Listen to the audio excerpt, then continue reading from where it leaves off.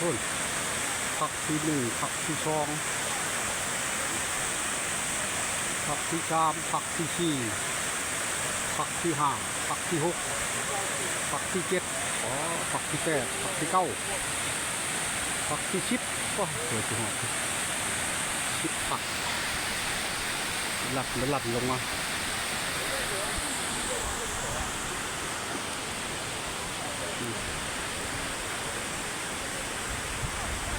ตามความที่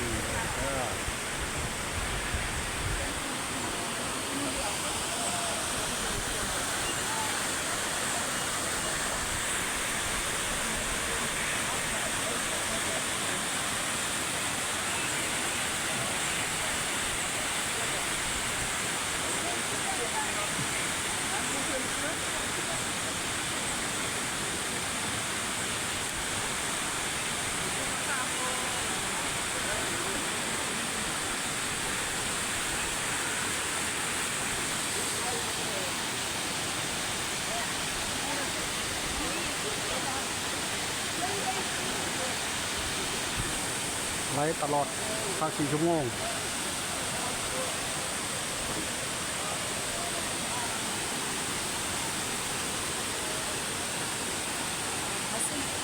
远拍好，近拍太小了，远拍了好像还有点气势。它这个速度好把你拍的。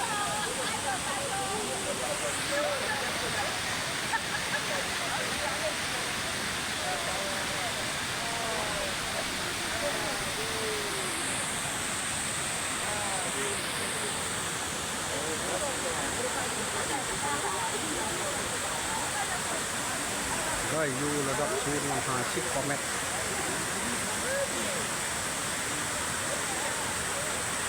พูดจอมมันจะไปไหม100 เมตรจัง